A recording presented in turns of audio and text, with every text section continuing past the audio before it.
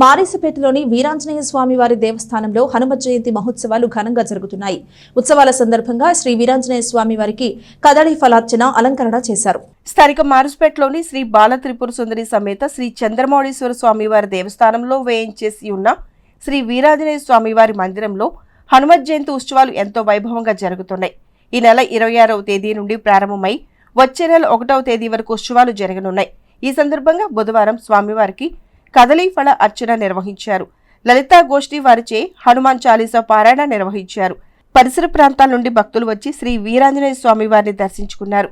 గురువారం స్వామివారికి తులసి దళార్చన, శుక్రవారం నింబ ఫలార్చన, 1వ తేదీ చూత ఫలార్చన జరుగుతాయని నిర్వాహకులు తెలియజేశారు.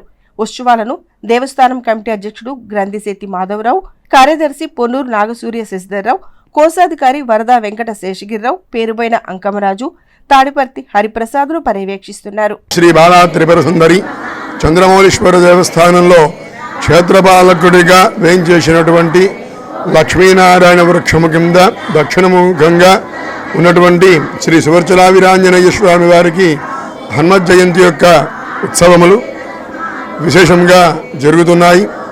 భక్తులు యథాశక్తిగా ప్రదక్షిణ నమస్కారాలు సమర్పిస్తూ ఉన్నారు. 11 రోజుల పాటు కూడా మన్యుసూక్త పారాయణ జరుగుతూ ఉన్నది. అదేవిధంగా ఆఖరి 5 రోజులు కూడా విశేషంగా జరుగుతుంది. నిన్నటి రోజున సామూహికంగా సింధూరార్చన కార్యక్రమం, ఇవాళ అరటిపళ్లతో అర్చన, రేపటి రోజున సామూహిక లక్ష తులసీదళార్చన కార్యక్రమం జరుగుతుంది. యావత్తు భక్తులు కూడా చేసి స్వామివారి దర్శించుకొని తీర్థ ప్రసాదాలు స్వీకరిస్తారని తెలియపరుస్తూ